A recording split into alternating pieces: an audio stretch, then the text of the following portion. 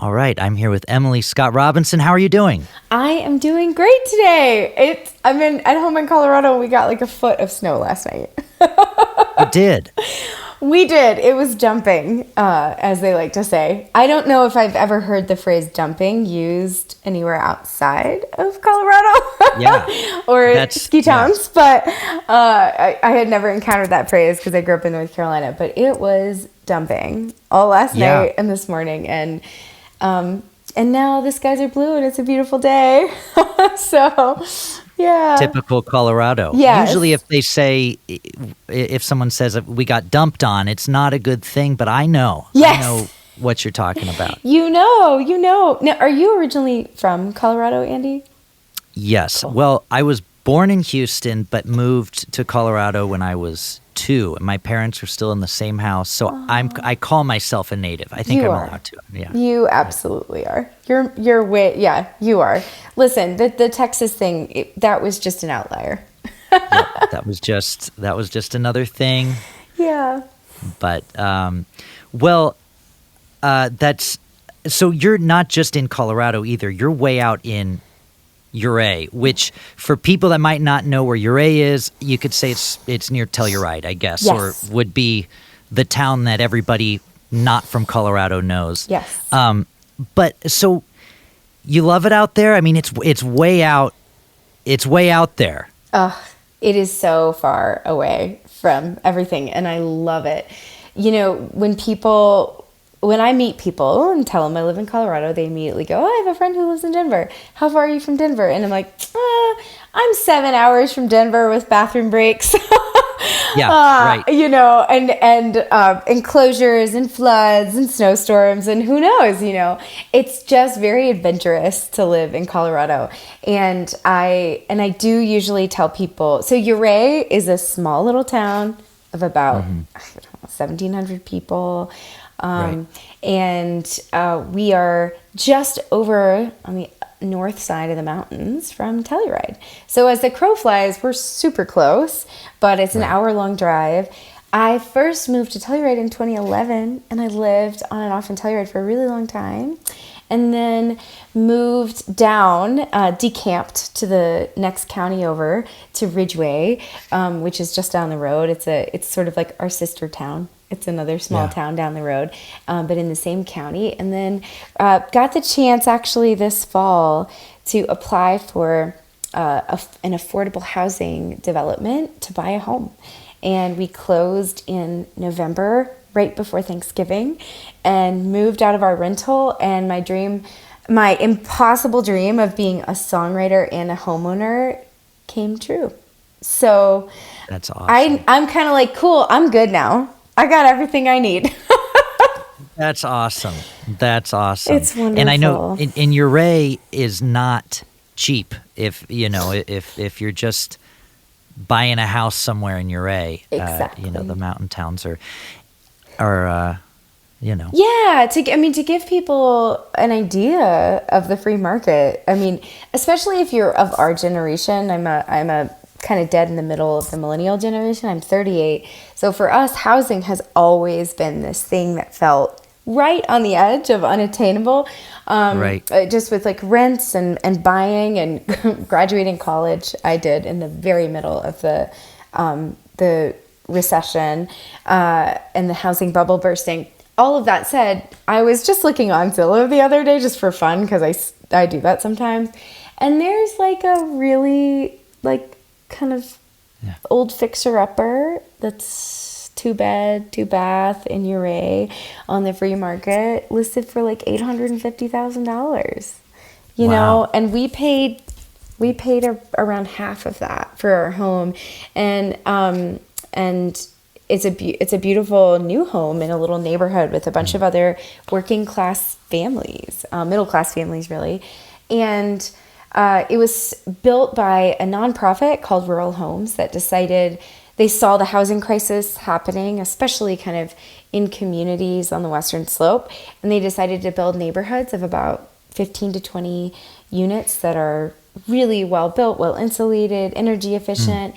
And they got a lot of funding to do it. And sold these homes to qualified buyers. And in order to qualify, you have to be under a certain income level, and you also have to live here and prove your residency. And so it took us months and months to qualify. And then you have to enter a lottery to even see if you have to qualify and then enter a lottery. I mean, it was crazy. Oh my gosh. I know, it was wild, but so we just kind of held it lightly. Yeah. And now I feel so lucky because we're homeowners and we live right on the river in this beautiful box canyon in the mountains. And our neighbors are teachers, the county clerk, Cool. somebody who works for the road and bridge department. We got kids in the neighborhood. It's just awesome. The janitor at the school lives on the very end of our block. It's great. Cool. It's so cool. Wow. And now, logistically, how does this work? Because you tour all over the place, and in Europe, right? You just did a run with Ron Pope recently. Yeah.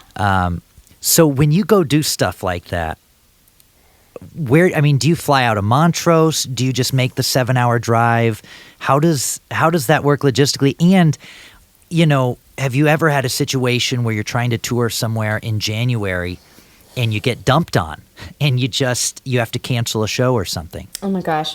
So this is a great question. I fly out of Montrose, and Montrose used to be the rinkiest, stinkiest little airport and didn't have that many flights. And now it's really, with the growth of tourism in our region, it's gotten a lot bigger. It started running, probably 7 or 8 flights out a day. So I fly out of Montrose. On tours, it always means, especially if I'm going to Europe and coming back, it always means a much longer travel day, right? From Nashville or New York or LA, you can get direct flights to major cities. Montrose flies to Dallas and Denver and Chicago. So I always have to fly through these major airports. And weather, surprisingly, I'm knocking on wood, because Montrose is a little lower in elevation and a little sunnier and drier than the mountains. It's about 40 minutes from me, but the landscape's pretty different. I have actually generally had really good luck with weather out of Montrose. Good. But I have also spent many a night, Andy, in a Denver or a Dallas airport hotel because my flight home got canceled, or, I made it somewhere, but I couldn't get all the way home. Right. And, the only time I really, so what I'll do logistically is I fly for a tour and rent a car. I usually do a one-way rental, and it's okay, I just flew to Boston for a week of shows in the Northeast. It's I rented a car one way from Boston to Albany, and Southwest flies out of Montrose. And I'm so sad because Southwest is getting rid of their 2 free bags. I know. And it's actually going to completely eliminate my whole reason for flying that airline. It's awful. Yes, I know. I'm in the same boat. I have a credit card with them. Me too. So I'll get one checked bag. I think we still get one checked bag. Yeah. I know. But still, Southwest was the go-to airline for every single musician I know. Yes. Every single one. And, sorry to get ranty on this podcast, but it's preach. This is so real for us because when I fly, I am lucky if all I need is one guitar, one suitcase full of merch, and one personal suitcase. And so I would always count, because Southwest only flies to larger destinations. So they only fly 757s, 737s, not 757s. They fly big planes with big overhead. So I can always get my guitar on the overhead. Never a problem. They never hassle me.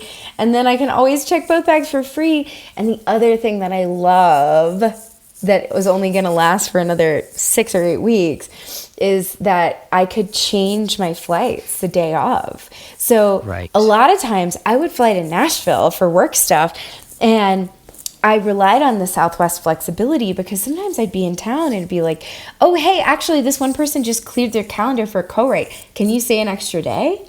You know, or like, oh, hey, somebody's putting together like a secret show at the Basement East that's a tribute, like, and you got invited to be on the lineup. Like, can you stay an extra day? And I always could, because with Southwest, you just log on and be like, no, I'm going to fly on Thursday instead of Wednesday. And I'm so sad. This is the death of like the greatest airline. And wait, I didn't know they were getting rid of that. They are. I have several flights booked. I always book multiple flights and then cancel. That's great. Know? That's the best. That's like, it's the best. And their flight credits never expire. We need to, by the way, just like take this part of our podcast and put it on YouTube and share it all over the internet and see if we can influence this private equity firm that owns Southwest now, that has a majority on the board. So now you have to pay, just like every other airline, for a higher tier ticket for that flexibility. And you can't just do the want to get away price, because that's what I always do. I just book the cheapest one because it's flexible. And now the flight credits will expire. They used to have no expiration date. I'm so sorry. This is the death of the last great thing in travel. And I hope that it hurts them and they go back to their original policies, but they probably won't. And it's so sad. It's so sad. Right. Well, and it might not hurt them all that much. And I don't even know what to do. I have a credit card with them, for Pete's sake. You know, what do I do? Slice it in half? I know. I want to go to their offices and cut it in front of them. But I probably won't be. It's like, I don't want to be rude to the people who work at Southwest. Like, those people are nice. I don't want to be like, oh, it's so terrible that like you guys are going to start charging me for baggage. They're like, wow, we're getting paid the same, lady, and that's not our choice. So I just really want to find a way to like stick it to the man. Right. Well, if you figure that out, let me know, and I'll be there with a big picket sign. And, great. You know. Cool. So anyways, logistically, it's extra work and it's extra money to travel to and from Colorado. But for me, the quality of life in the mountains and in a small town and this wonderful little corner of the world is so worth the extra travel and the extra time. And it also could only be possible in this era, right? Like, in, 75 years ago, if I wanted a career in music, I would have had to move to Nashville. I can't just live at the end of the earth in a little box canyon and expect to have success. But with the internet and with, everybody being able to kind of work from afar and the flexibility of travel, it's really possible. And I'm lucky for that. I'm really lucky. Absolutely. What do you do at home when there's like a break from touring? Are you able to just write, or do you have some sort of a side gig when you're home? What happens to pass the time there? I am usually doing a combination of writing and then admin work and promotion and back end stuff for my business. So it's a lot of emails and bookkeeping and marketing plans and getting social media content made and distributed, and writing when I'm lucky. I know. It's so. I have a team and they're amazing. Management team and a record label. They're incredible, and still there's in this day and age, I wouldn't want to hand over a lot of aspects of my business. I really feel empowered by running my own social media. I don't want it to just be some weird fake voice with like captions written by AI. I want it to be me, because this music is about like real human connection. And so I have this amazing team, but I still do, a lot of my own work. And they have really helped in so many ways that I needed. But I always say to folks, like, once you're ready to get to the level where you can afford to pay a manager and you really need one, you're not going to have less work. You're going to have different work. It's not going to be less work. It's just different work. And plenty to do. Yeah, but they do free up a lot more time for me to write, which is incredible. So I could not run this by myself. Yeah. Well, and is there a writing routine for you? You say when you can. I totally feel that too. I go through phases where I'm just writing, and other phases where I can't just take all the hats on and off. Sometimes I'm in promotion mode, or whatever. Are you that way too, or do you have a set time that you always sit down? I do it like you. I go through seasons, or even during a week. If I have 2 days where I can go really light on emails and admin, and I can focus on writing for a couple hours each of those days, like I had a writing day yesterday, and after 4 p.m., I just sat down and I wrote, and I played guitar, and I messed around with the song that was coming through, and did that for a couple of hours. I work better that way. I really have a hard time switching my brain over from business, marketing, admin to creative brain. And it's almost like I really literally in my calendar have to line out like, this is a writing day. I'm not even going to check my email, because if I do, I'm going to get distracted, and I'm going to get sucked into the tangible things that I can do and need to do, the things that are calling for my attention. And so, or I'll check it and only respond to something that's super urgent, and then try and write, and also rest. And, a fair amount of my time at home is like taking care of myself, exercising, going on walks, seeing friends, being involved in the community, and cooking. I love to cook, and I love when the season is good for it. I love mountain biking. That's my other hobby. And so between all of that, my schedule is pretty busy. Yeah, right. Yeah. So to go back in time a little bit, you were born in North Carolina, is that right? Yes, born and raised in North Carolina. Yeah. What part? I grew up in Greensboro for the most part. I was born in Winston-Salem and lived there until I was 10. And then we moved to Greensboro, and that's where I went to middle and high school. And it's where my parents still live, and it was a great place to grow up. Yeah. Awesome. And were you into music as a kid? Were you going out to see shows and stuff, or did that come a little bit later? I was. Actually, so I was a classically trained clarinetist for most of my musical upbringing. Wow. I played in the band and the wind ensemble and the jazz band and the marching band for years, middle through high school, and then I went to college thinking I would be a music major on the clarinet. I was going for a BA in music, and I had a scholarship built around that. And I was good at the clarinet, but I never really loved it the way that I love playing guitar and singing and songwriting. Right. So on the side, I was falling in love with 90s folk music, 90s and early 2000s folk music, and also 60s folk, James Taylor, Joni Mitchell, and also being introduced to some of that older songwriting country, which would probably be classified as Americana now, but Nancy Griffith, Guy Clark, Emmylou Harris, Townes Van Zandt. So I practiced the clarinet, played the clarinet, went to college on a clarinet scholarship, and but the thing I really loved to do was sit in my room and play my classical guitar, and I just say that because it's all I had. I didn't have an acoustic, electric, or like a steel string. I just had a classical Yamaha, and I would put that thing into crazy Joni Mitchell tunings, and I didn't even know how to like string it. So if I ever popped a string, I had to take it to the music barn in Greensboro where they would restring it for me. I still don't know how to string a nylon string guitar.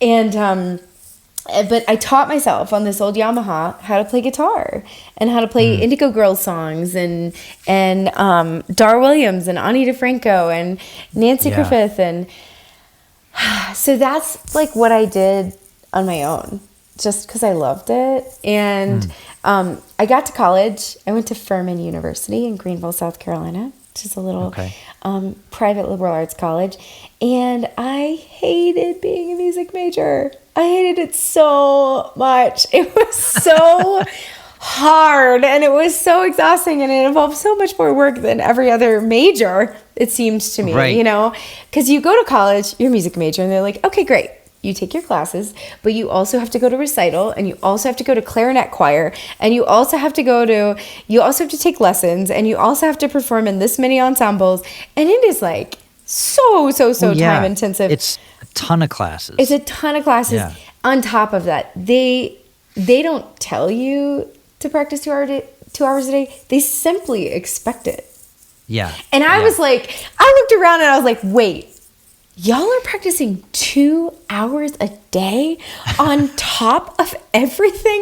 That is crazy. That's crazy. Yeah. I don't want to do that. I need to sleep. I need to eat. I want to hang out with people. So, long story short, I did the music major for a year and then I dropped it, but I still had to perform through college for my scholarship because they had me in the marching band and the wind ensemble, and those things bring money in, especially the marching band for the football games. Right. And so I kept playing and taking lessons and doing all of that. But then I switched over to a history major and a Spanish major and loved that so much. So I had a really interesting experience. But the classical path for music was really not for me. Right. Right. I'm a little too unruly for that. It was kind of a conservatory type of environment. It was actually quite militaristic. I think many people would agree with that. Learning classical pieces, note for note, exactly right. Oh yeah, kind of thing. Yeah. So the idea of creating something on your own, or even the idea of improvising a solo in jazz band, they were so foreign to me. I was never encouraged to compose and write my own music. Right, right.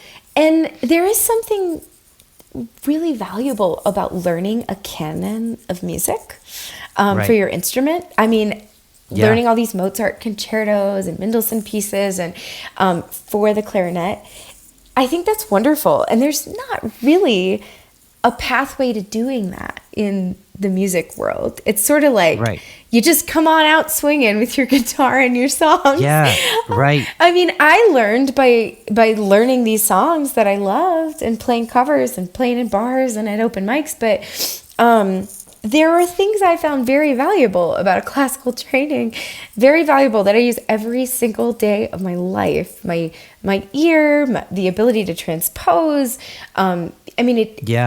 Just the melody, the melodic sensibilities that I have simply from playing music, Western music. By Western, for those listening, I mean sort of like Western tonality. Most of what I played was music that came from Europe and some American composers, from 1500 on. And so absorbing that, I feel as if it gave me a language for writing my own melodies, which is cool. I'm so grateful for those years, but I could not cut it. I could not cut it in the music department. I could not. My band director was always frustrated with me. Yeah. I was a music major also, but I was classically trained growing up, but then my major was in jazz piano. I had never done jazz piano when I got to college. I was classical, but it was apparent that if you wanted to play classical music, you were a classical major, and if you wanted to do anything else, you do the jazz track, because it had to be one or the other. Yeah. But I think it's really cool that now I'm seeing more and more commercial. My brother-in-law's a commercial piano major at Belmont, so he gets to do classical and jazz, but a bunch of other stuff too. And I think that's cool, and I hope that keeps happening. I think it's a step in the right direction of stuff. 100%. And so, did you also go to Belmont? No, I went to CU Denver. Oh, wow. But so being in that environment, you know exactly what I'm talking about. Yeah, absolutely. The intensity and the commitment. And it is funny, that division between classical and jazz. I remember the head of my music department really frowned upon any of us participating in jazz ensembles.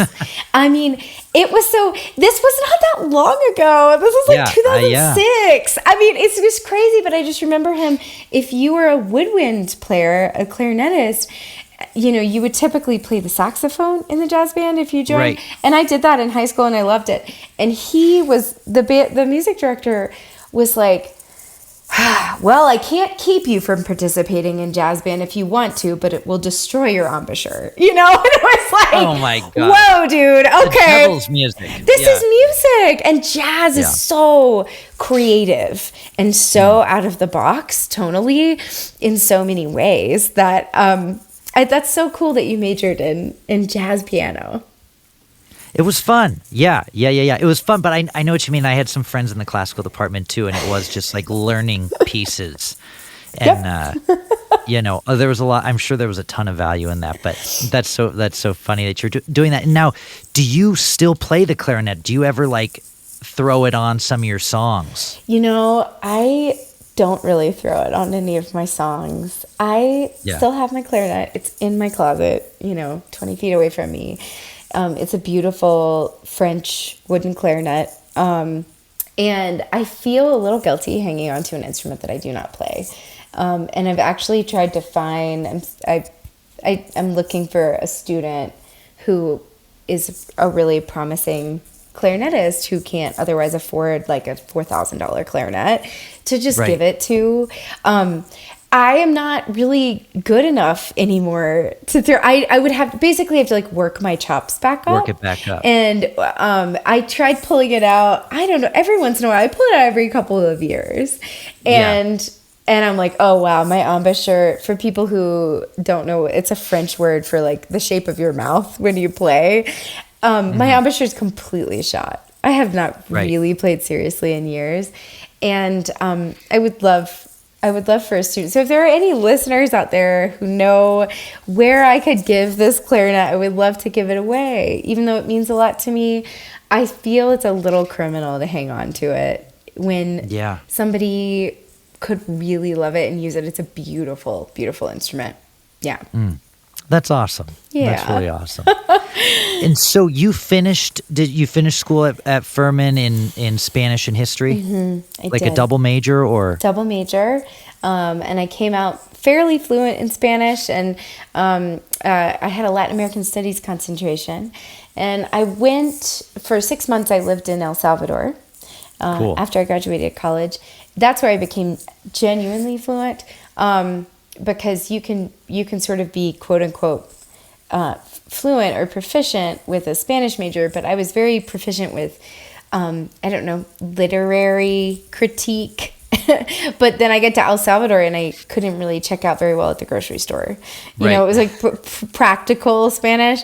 And so I lived there for 6 months and I studied at a university there, did some post-grad work there, and then moved back to the States. And my career until my mid to late 20s, I was a social worker.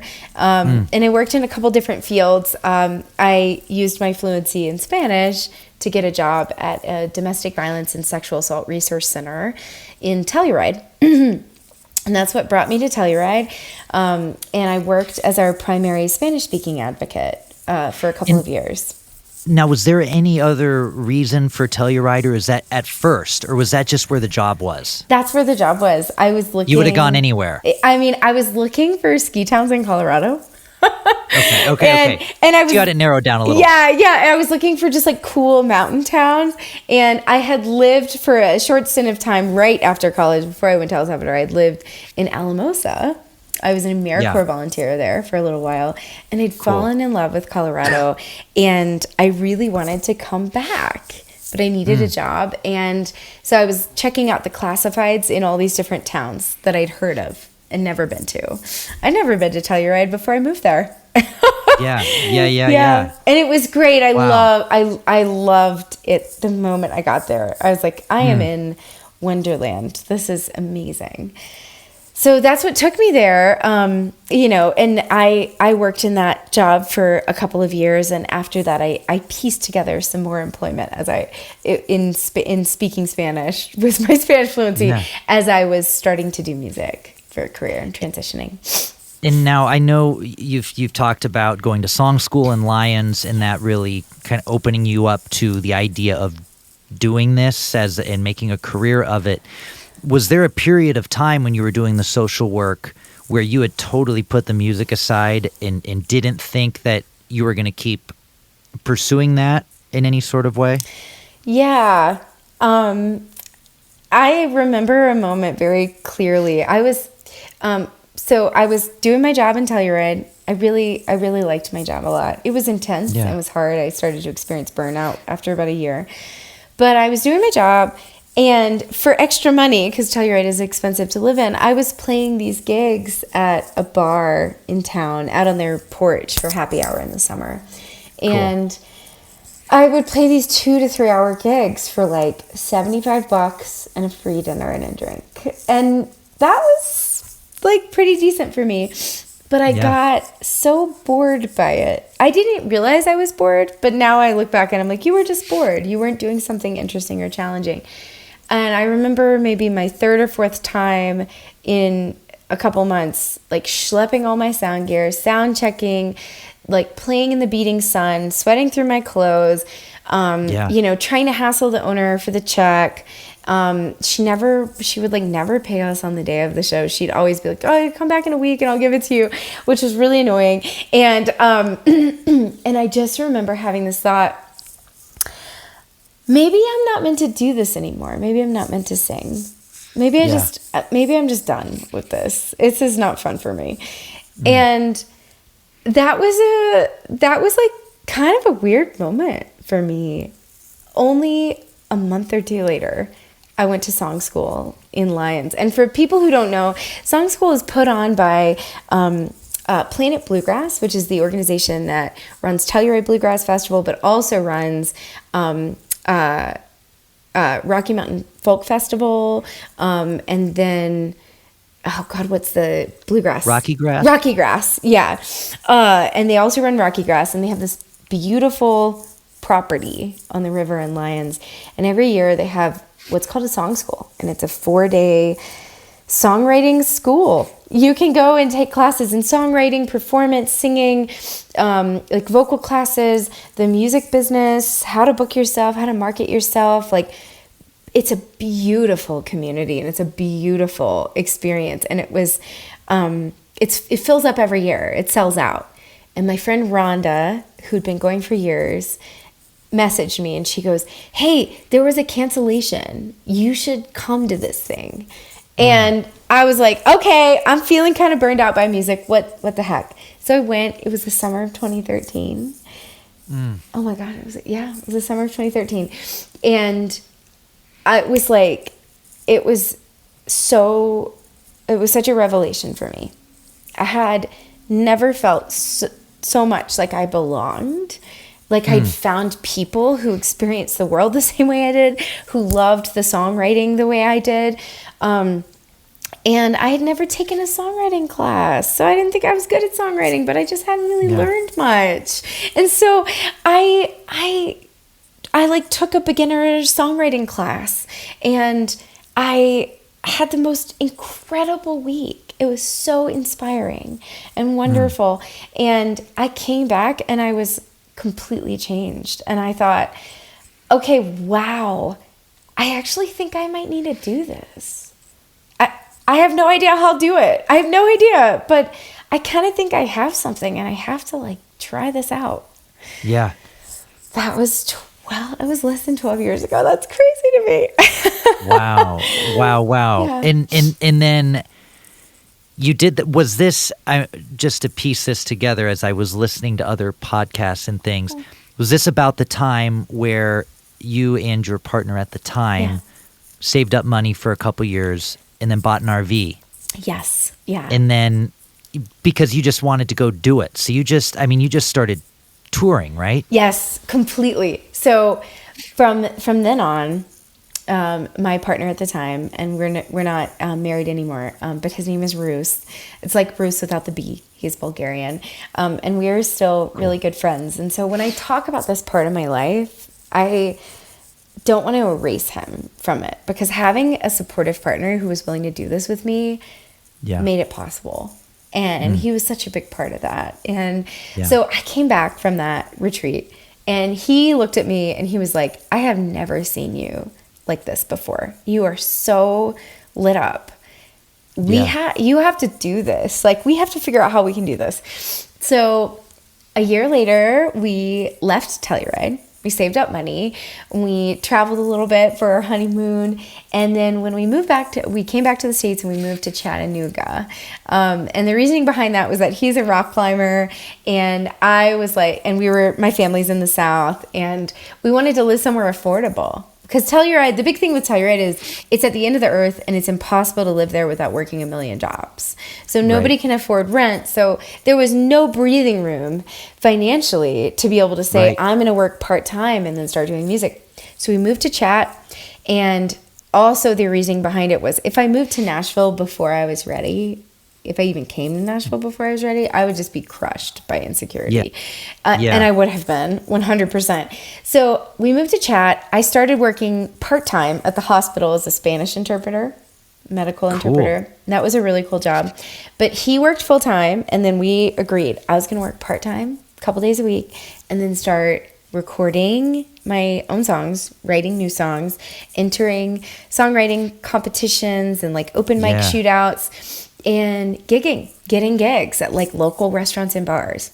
Cool. So from 2014 to 2016, that is what I did. And I won some recording time in a songwriting, like an open mic shootout.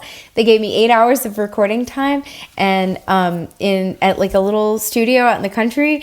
And it was great. And I just sat there with my guitar, recorded my first record, Magnolia Queen, which were all my first songs. And that record isn't even really mastered. Just like a fake master. Yeah, it's just out there. It's just out there. And so I did that. I signed up to go to Folk Alliance, which was a big thing, a big place where I like started to meet people. I kept going to song school, which was so important. And I started playing at bars and restaurants and breweries, and I got gigs wherever I could. And these were like 3-hour gigs at a minimum, mostly covers, because I was working out my own songs. And then when I finally started writing my own songs that were playable enough in a bar, I would slip them in there. But I really cut my teeth gigging like that. And then in the meantime, we saved up money to buy an RV. And we bought a motorhome and moved into it in April 2016. And we'd saved up enough of a cushion that we could like live on whatever I was making. Mm-hmm. We bought the RV in cash, and we hit the road. And the first place we went was Kerrville Folk Festival down in Kerrville, Texas, where they have a really famous competition called the New Folk competition. And I was a finalist in it.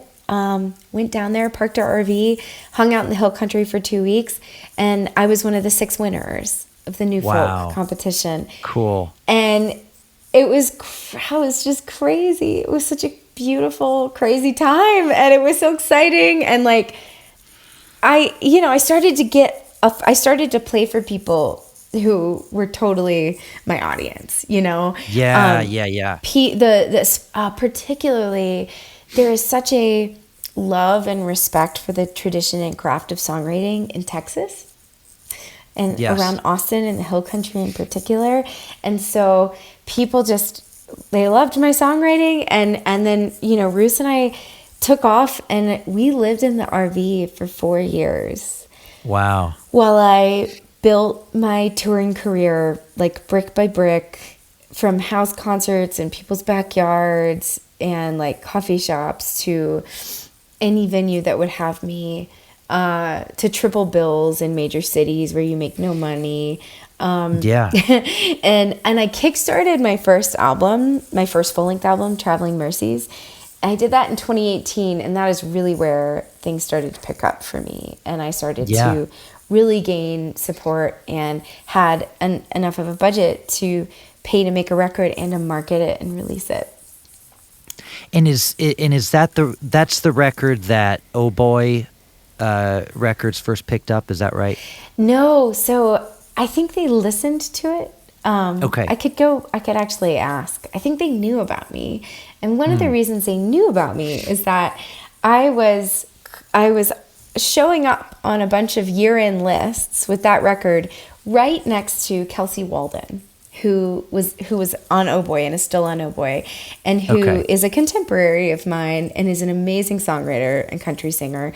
And it was funny because I was like always right next to Kelsey on these lists, and so I think that might be how they found out about me. But they just like waited and watched, and I released that, and I got a booking agent, and I got some of my first press that I'd ever gotten. And it was amazing. It was amazing press. It was sort of like before, the bottom fell out of like music journalism, if I'm being quite honest. That sounds dark, but I think every music journalist would agree with that statement. I got in Rolling Stone and Billboard and NPR, and that was incredible. And No Depression and Folk Alley and other like more specific to us industry publications. Yeah. And then COVID hit in 2020. And this is the story of how Oh Boy found me, basically, is what I'm telling right now, which is that I was living in my RV. Roos and I were in Flagstaff, Arizona, living in a trailer park off of Route 66 in, April 2020. And John Prine had just passed away. And I was paying really close attention to that because he was a hero of mine. After he passed, I wrote a song called The Time for Flowers. And I recorded it in my RV. I kicked it over to my friend Eamon, who played fiddle on it in Nashville. And I released it online just like as an anthem of hope in a really crazy time. And then in December of 2020, I got a DM on Instagram so it's got to be legit. Oh my God. I know. I was like, when I tell you, Andy, I actually almost deleted the DM because it came in from Jody Whelan, who is, in charge of Oboe. And I mean, he would probably say that he's not in charge, but he's like, just because he's got an amazing team, and he would probably be very deferential, but he's John and Fiona's oldest son. And he has been running the label in this new era, this new generation. And because the label's been around since 81. John Prine started it back in 1981. So he's been running the modern iteration of Oboe. He sent me a DM on Instagram from his personal account. So it came through on the message requests. Oh, okay. And I just didn't recognize the name at first because I don't know. I didn't recognize his name at first. I had heard his name, but his handle was something I didn't recognize, and I almost deleted it. But then I didn't, and I looked at it, and it was Jody, and he had sent me a message and said that he had been out for a walk in a park, and The Time for Flowers had come across his playlist on Spotify. And he said, this song really means a lot to me, and it was probably the first time I probably couldn't have heard it and really understood it until now. And I just want you to know, we're big fans of your music at Oh Boy, and we'd love to work with you or help you out in any way if you're ever interested in that. And I, for one, did not know Oh Boy even knew who I was. Yeah, and two, but you knew about them. Oh yeah, I knew about them. I was like, they're the coolest indie label. And I knew about them, and I knew about Kelsey, of course, but I was like, did I just kind of get offered a record deal in my DMs? Like a little bit? It felt that way. So I responded right away and was like, oh my God, thank you so much for reaching out. I've loved Oh Boy for years. John is one of my heroes, and I'm so sorry, for his passing. And I can't believe my song came across your Spotify, and I'd love to hop on a Zoom call and talk to you because I actually have an album I'm about to record in a few months, and I'm sitting on it, and it's done. Or sorry, the album was not done, but the songs were all done. And I'd love to talk to you about working together. And it turned into an offer for a record deal. And Jody and I hit it off and had a great conversation. And he was like, I really want you to meet our team. And so I had a Zoom call with all their team members who work at Oh Boy. And it was just, they are the best. And I don't really know any indie artists who feel good about their record deals, if I'm being honest. Right. Except for me and the folks on Oh Boy. And I will say this, they are so artist friendly because it was started by John. So the goal always was the artist will always own their masters. I will always own my masters. The deal I have with Oh Boy is a very simple deal where they basically lease the music until we recoup on the expenses. And then we split the profit 50-50 for a little bit more time, the rest of the life of the contract, but it's not a long contract. It's not lifelong. And then I get all those masters back. It is radically artist friendly. That's amazing. They paid for, I'm like, should I not be discussing the terms of my record deal? But I just want to brag on them because they're so artist friendly. They paid for my lawyer. They were like, we want to make sure you have a good lawyer and you don't have to pay for it out of pocket. So we're going to pay for an attorney of your choice to represent you in these negotiations.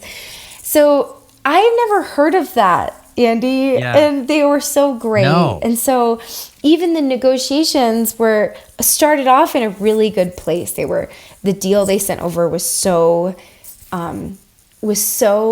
artist friendly. It was crazy. They are so good to me and to their artists, and I feel so lucky. And,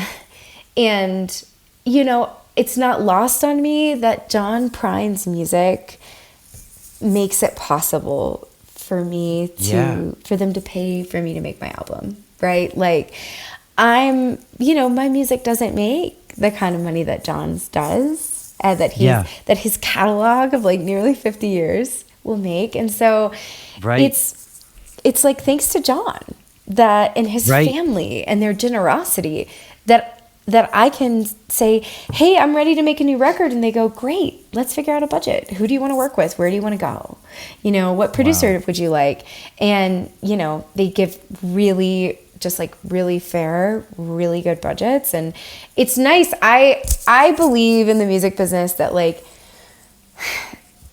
sometimes the price discrepancy between things, like when you hear people in the old school music business say like, oh, back in the day when we spent $500,000 on a music video, You're like, what are you talking about? I'm like, are you kidding me? Yeah. People would spend $300,000 making a studio album.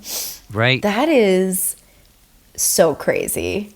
That is so crazy. Sure. Do I know how Brandy Carlisle and Maren Morris could spend that amount of money making an album? Sure, totally.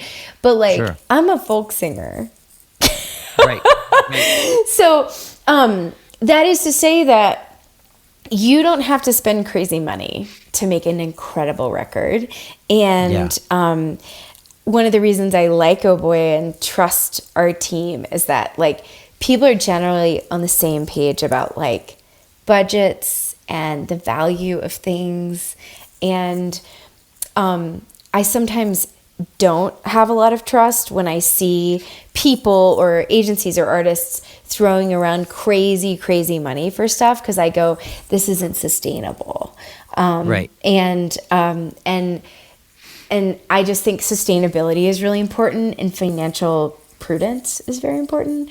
And so anyways, I'm so lucky, and I love Oh Boy so much. They're such champions. And another thing that I will say is that it's written into my contract that I have full creative control over That's awesome. everything I do with them. And I would just assume that that's a given in the music business, but I have heard the craziest stories about label reps and management coming into the studio and giving feedback on songs, which makes me want to burst into flames when I hear it. Somebody coming in going this is fine, but we really need an up-tempo song that's under 3.5 minutes for radio. Can you make that happen? And it's there's nothing more sacred to me than the co-creative process of making music. And the sacred and the profane can totally coexist and often do in these great ways. But the profanity of some big label coming in and telling an artist that like the songs they're pouring their heart out to make are fine, but like they're not good enough for radio and they're gonna need to make a fast, happy one. Yeah. Oh Boy would never in a million years do that. And I admired the fact that they even explicitly built that into the contract. And so I think it's rare that you hear musicians talk openly about their contract terms, about their deals. Yeah. And so I just like want to shout it from the rooftops. Everybody should have 100% creative control written in their contract. Record labels do better. So anyways. I love it. And if a happy up-tempo song comes out, then great. Exactly. Yeah. Whatever. Totally. And so American Siren was you put out with them. And I have to ask you a musical question about that record. So, listening through the song Old Gods is very catchy. I think it's like the first or second song on there. Is it the lead off song? Yeah. It's very catchy, and it's gotten stuck in my head this week because I've been listening through to stuff. Oh, thank you. Yeah, of course, but that's not a guitar, right? Is that like a cello or something? It's a cello, yes. It is a cello? It's Duncan Wickle playing the cello. He's an amazing cello player and fiddler. He's sitting on the ground strumming it like a guitar. Yeah. Yeah, well, that's what was so wild, and I didn't even detect it on the first listen, but like the second time around, I was like, what is that? That's not a guitar. And I thought he's strumming a cello. That's wild. How cool. Such a good ear. It's very funny because there was actually a music reviewer, a journalist who reviewed the album and was like, yeah, there's like a really weird sounding guitar on the first track. And I was like, it is a weird sound. It is weird sounding for a guitar. It would be. Good ear.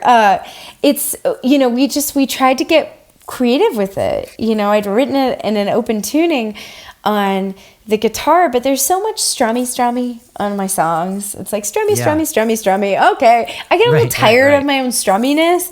And so... And so Duncan was like, what if I he just sat down on the carpet in this recording space and just started playing it. And it sounded so cool. And we tracked the whole thing live, which I love live tracking. It's like one of my favorite things to do. It was so fun. And he's amazing. Well, I'm sure I would have loved it anyway, but I think there was something that caught my ear because there was something familiar, which, it's like, oh, this has a traditional folk song sound to it, but then something different. And I don't know exactly what, I don't know. That caught me. I thought that was really cool. Thank you. Thank you. I love nerding out about this stuff. Yeah. There's another really interesting sound on the record. If you go back through, it's on a couple of songs, and it is Duncan playing a fiddle, but he's running it through the speaker of a Leslie organ. That's so cool. And so we'd call it like the forgan, like the fiddle organ. So it's got this like crazy whirring Leslie sound, but it's the fiddle, and it's really cool. If you listen to like Everyday in Faith, it's really prominent on that song, and that's I think track 8. So that is a fiddle organ. A forgan. A forgan, yeah. Yeah. That's so cool. I love that. I love that. It's so fun to go into the studio. Oh my God. Try something out. Be creative. Yeah. Get weird. Yes, that's awesome. Now, where are you at right now, 2025? Are you in process of creating or releasing another record or just touring? What's happening coming up? I am going into the studio on April 28th for a week to make my next album. And cool. I'm so excited. And I'm totally in that home stretch where I get really itchy before I go into the studio. And I'm like, I need to write 1 million more songs to choose from. Right. And I actually don't, that doesn't usually generate like great songs for me. My songs kind of, I'll be honest, like they really kind of have to, a lot of them like take time to write over time, or I just have to live enough to write them. And so I've got 7 songs written for this new album, and I want a couple more. And I also think I'm going to put a cover on there. like a traditional tune. But I want it to feel very acoustic and very warm and gather around the mic-y and very analog. So I'm recording at Dreamland Studio in the Hudson River Valley in New York. And I'm just really excited. It's also an old church. I have a thing for recording at old churches. And I'm so stoked. It's going to be I think it'll be a really magical week. I'm feeling good about it. But I was just last night, like, trying to write another song for it. Yeah. Well, do you start to get the vision of the 10 songs or whatever and say, oh, I need something like this, something like that? Or Yeah, I do. Yeah. I totally have a few more up-tempo songs that I would like to finish to choose something a little brighter. This is a very, like, kind of warm, introspective, it's not a sad album, but it's like, it's got some real emotional impact to it. Yeah. You know, there's a song about my grandmother who had dementia the last couple of years of her life. And that one is like, there are some really heavy hitters emotionally. And I want a few more in there. You know, there's one about my divorce. There's one about like love later in life, like finding love again. I have a partner now again, and we bought this home together. And, you know, having a relationship like this again at this point in my life is like, I learned so much already. Right. And it feels like it's a kind of a song. It's actually a country duet, and it's called Cast Iron Heart. And I'm really excited about it. And it's really sort of like, you know, the Velveteen Rabbit. It's like a Velveteen Rabbit love, you know, love that's worn in. So anyways, sorry, my partner just walked in the house and I'm texting him, I'm on a podcast interview. That's okay. Well, yeah, so I'm excited. So I have a few more songs to write for it. Well, we're looking forward to hearing it. Thank you. Thanks. I'm so stoked about it. And it'll be another like live tracking, super organic kind of situation, which is totally my jam. I love that. So cool. Yeah. So cool. Well, did we leave anything out? Did we cover your whole life story in under an hour? You really did. Oh my gosh, Andy, it's such a joy to talk to you. And I just thank you for what you do. And I really hope that, you know, you come out to Colorado and hang. But if I get to Nashville first, we'll have to hang out, have a cup of coffee. Yeah, that'd be great. Yeah. That'd be great. Well, thanks for coming on the show. I appreciate it. Thank you so much for having me. I'm just super grateful. And let's stay